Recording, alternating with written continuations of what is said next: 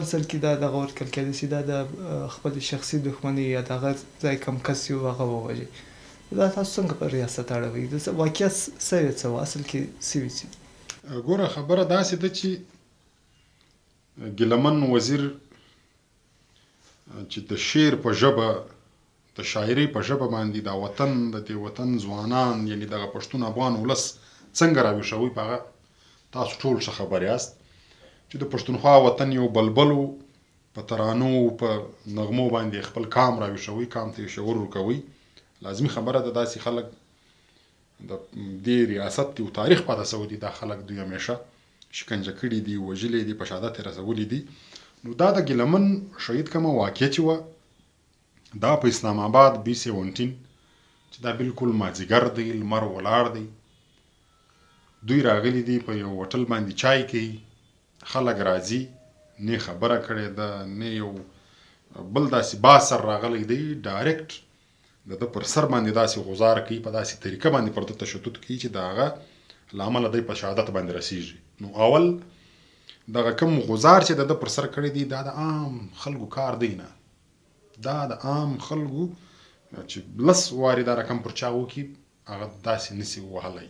دا د دوی سره خپل ټرین خلک ورسره دي. دغه د سر په دا چپه سایډ کې میډیکلي تور چې یو ډاکټر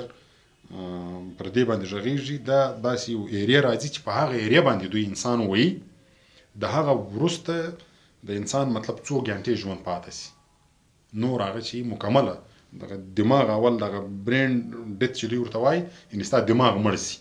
د هغه وروسته بیا دغه نور وجود چې دی هغه مري. مطلب څنګه وایي زخمي کوي هو په دا د سر په دا چپه سایډ کې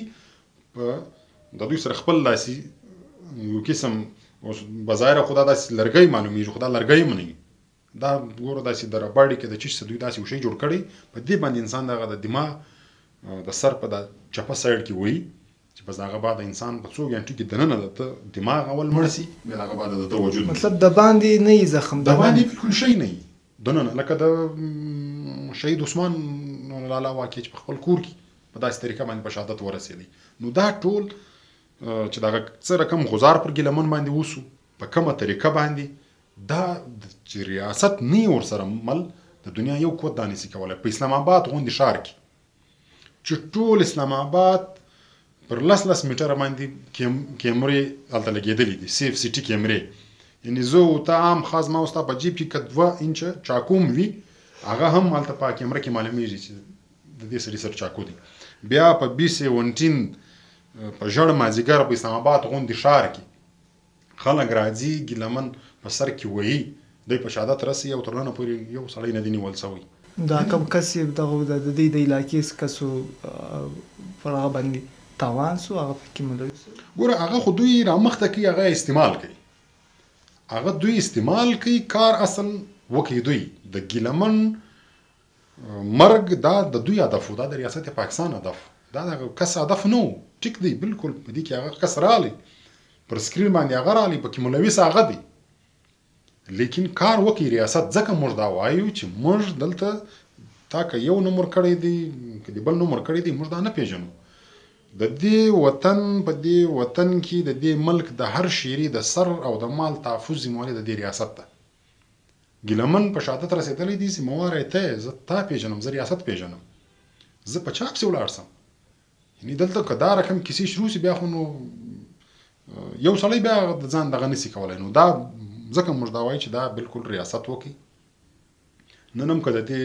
تحقیقات وسي دوی ایمان تیر کړي یو انټرنیشنل کمیشن جوړ سي هغه کې به هر څه معلوم سي چې د دې منصوبه چیرې جوړه سوه څوک پکې شوي دا ټول کس دی چې هېڅ نه یو خبر تاسو په هغه او بیا په هغه اسلام آباد کې د ګیلمن د شهادت وروسته علي وزیر راځي یو موټر سایکل راځي د علي وزیر د موټر سره لګیږي خو علي وزیر د انسانیت په خاطر هغه د موټر سایکل کس راخلي د اسلام آباد کوم هسپتال ته ورسوي چې یو سړی دی زما د موټر سره ولګېدی پر وخت یې هسپتال ته ورسوم هغه سړی جوړ روغ دی علي وزیر د انسانیت په توګه راوستی او ملامت هم هغه دی.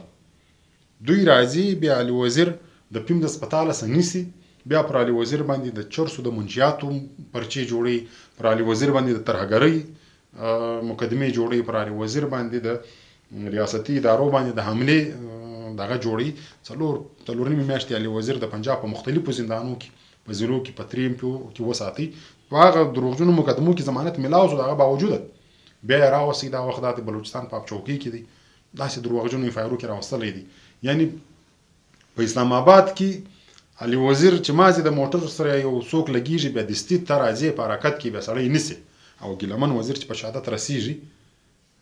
بیا هیڅ دغه تحقیقات نه کیږي هیڅ دغه پوښتنه نه کیږي نو دا څنګه موږ منو